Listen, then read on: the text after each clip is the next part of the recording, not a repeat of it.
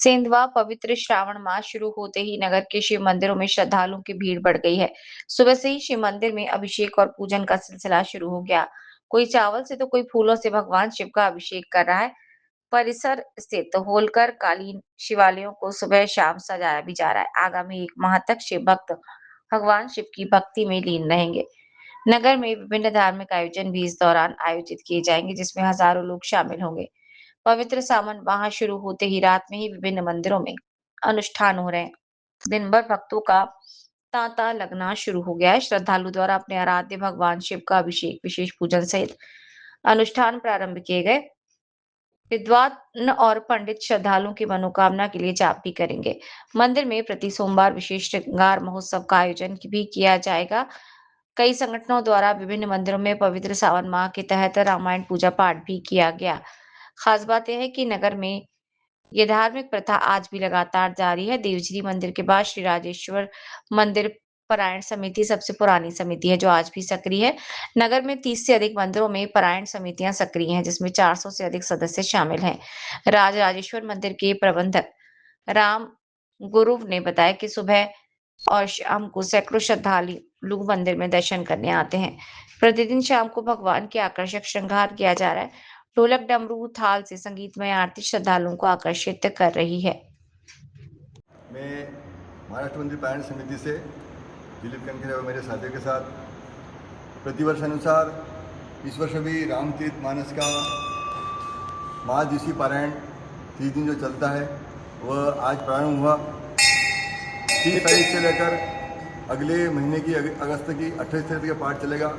रामचरित मानस में प्रभु श्री राम के जो चरित्र उन्होंने जीवन जिया है, मर्यादा पुरुषोत्तम राम ने जीवन कैसे जिया जाए, गृहस्थ धर्म हो, चाहे तपस्वी का धर्म हो, चाहे नारी धर्म का पालन हो, चाहे ऋषियों का धर्म हो, कैसे जिया जाता है, ये इसमें पूरे विस्तार से बताया गया है। आज की युवा पीढ़ी को यह संदेश जाता है कि वह राम के चरित्र को अपने जीवन में धारण करें। राम की जय तो बोले, लेकिन राम को तो माने, लेकिन राम की भी माने, यह भाव इसमें आता है, ताकि युवा पीढ़ी सद्मार्ग पे चले और हमारे सनातन धर्म को एक मजबूत एक आधार प्रदान करे, जो पूरी संस्कृति का आधार है। हमारा जो धर्म सनातन धर्म है, संस्कृति का आधार है, उसमें प्रमुख भूमिका हमारे प्रभु श्री राम निभाते हैं, जो हमारे जीवन जीने की प्रेरणा प्रदान करते हैं। गृहस्थ में कैसे रहा जाए, इस एक दूसरे की दृष्टि कैसे पवित्र रखे, यह पूरे किशुन्ना-कांड हो या सुंदर-कांड हो, भक्ति धर्म कैसे हनुमान जी ने निभाया, वही से पूरे विस्तृत रूप से आता है।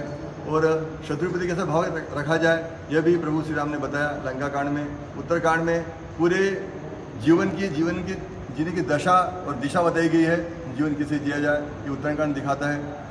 इसलिए युवा पीढ़ी को हमारा संदेश ये जाता है कि सभी रामचरित मानस को पढ़े ही नहीं, जीवन में समझे भी, उसको उतारे भी, तो सच्चे रामचरित मानस पढ़ना सार्थक होगा। जैसे भगवान राम को मर्यादा पुरुषोत्तम कहा जाता है, इसके बारे में युवाओं को आप क्या देना चाहिए, मर्यादा के रूप में आप क्या संदेश दें?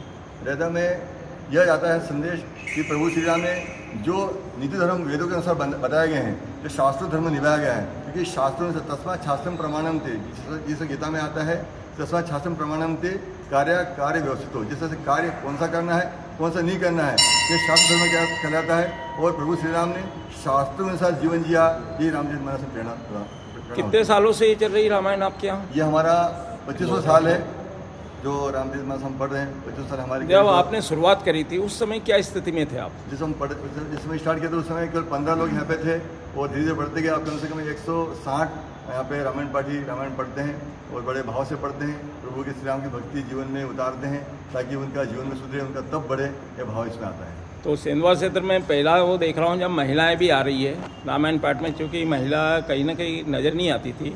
आपके महाराष्ट्र मंदिर में इस बार महिलाओं को देख रहा हूँ, क्या आप चाहते हैं कि महिलाएं रामायण मंदिर में आके सभी जगह जा?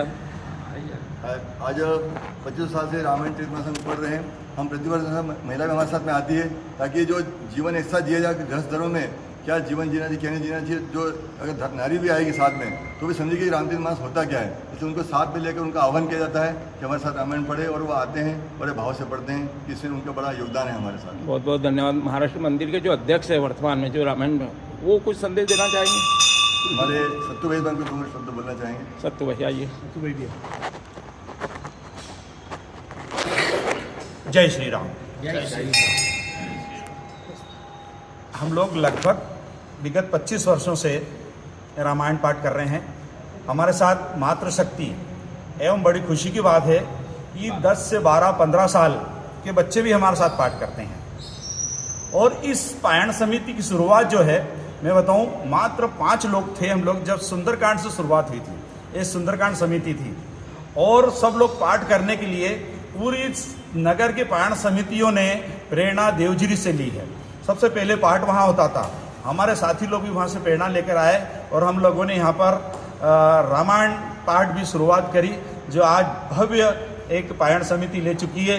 लगभग कम से कम 150 लोग हमारे साथ पाठ करते हैं, जिसमें माताएं, बहनें और बच्चे, बालक, वृद्ध सभी लोग हैं। बड़ी खुशी की बात यह है कि हमारे साथ ज़्यादा लोग, युवा लोग इस रामचरितमानस पे अपना ध्यान आकर्षित कर रहे हैं और ऐसा विश्वास करते हैं कि वो अपने जीवन में भी इस रामचरितमानस का कुछ अंश उतारे तो उनका जीवन सफल हो। बहुत बहुत धन्यवाद। मंदिर चूँकि जब रामायण ने शुरू करी थी उस समय मंदिर का रूप छोटा सा था। क्या ये रामायण जी का असर है या ईश्वर जो है? बहुत सही प्रश्न किया आपने। वास्तविकता में ये मंदिर हम लोगों का भी बचपन यहाँ निकल गया, आपका भी निकला है। वह मंदिर बहुत ही छोटी स्थिति में था। जब हम लोग यहाँ पाठ करते थे, पानी भी आता था नीचे, हम लोग बैठते थे, पानी भी नीचे भी आता था, ऊपर से भी आता था। फिर भी यहाँ वर्तमान अध्यक्ष माननीय श्री अनिल जी वाघ के बाद में ये जो सामने पास में एक हॉल बना, फिर हम लोगों ने पाठ वहाँ किया। और इस वर्ष जब भगवान प्रभु की कृपा से इतना बड़ा हाल जो बन गया है, फिर हम लोगों ने इस वर्ष पुनः वापस यहाँ पे पाठ चालू करना चाहते। चलो, बहुत बहुत धन्यवाद। युवाओं को क्या संदेश देना चाहेंगे? युवा अधिक से अधिक रामायण पाठ, रामचरितमानस का पाठ करें और अपने जीवन में राम जी के कुछ भी जीवन के अंश उतारे तो जीवन सफल होगा। बहुत बहुत